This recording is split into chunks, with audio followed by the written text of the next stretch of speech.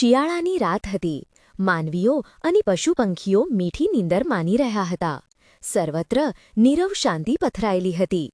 કડકડતી ઠંડીમાં એક પ્રવાસી કોઈ ધર્મશાળાની શોધમાં ભટકતો, અથડાતો, કૂટાતો એક ધર્મશાળાને બારણે આવીને ઊભો રહ્યો. ધર્મશાળાનો દરવાજો અંદરથી બંધ હતો. પ્રવાસીએ દરવાજો ખખડાવ્યો. રખેવાળ ઝબકીને ઊંઘમાંથી જાગ્યો. તે બોલ્યો, "તમે કોણ છો? અત્યારે અડધી રાત્રે કેમ દરવાજો ખખડાવી રહ્યા છો?"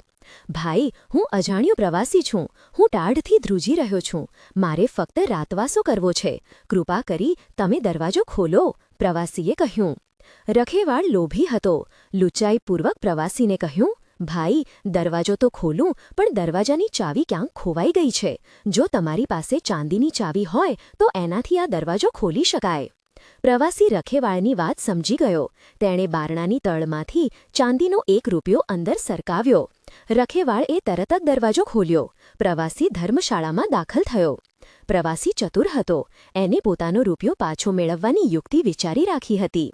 ધીરે રહીને તેણે રખેવાળને કહ્યું, "ભાઈ, બહાર મારો સામાન પડ્યો છે. તે જરા અંદર લઈ આવો ને." મફતમાં રૂપિયો મળવાથી રાજી થયેલો રખેવાળ પ્રવાસીનો સામાન લેવા બહાર ગયો. પ્રવાસીએ તરત ધર્મશાળાનો દરવાજો બંધ કરી દીધો. રખેવાળ બહાર રહી ગયો. રખેવાળે દરવાજો ખખડાવ્યો. પ્રવાસી હસતા હસતા તેને કહ્યું, "ભાઈ, આ દરવાજાની ચાવી તો તમારી પાસે રહી ગઈ છે. તમે એ ચાવી મને આપો તો જ આ દરવાજો ખોલે." રખેવાળ પ્રવાસીની યુક્તિ સમજી ગયો. તેણે પ્રવાસીનો રૂપિયો બારણાની તળમાંથી અંદર સરકાવ્યો. પ્રવાસીએ રૂપિયો લઈ લીધો અને પછી દરવાજો ઉઘાડ્યો. પ્રવાસીએ પોતાની ચતુરાઈથી રખેવાળની લુચ્ચાઈ નિષ્ફળ બનાવી.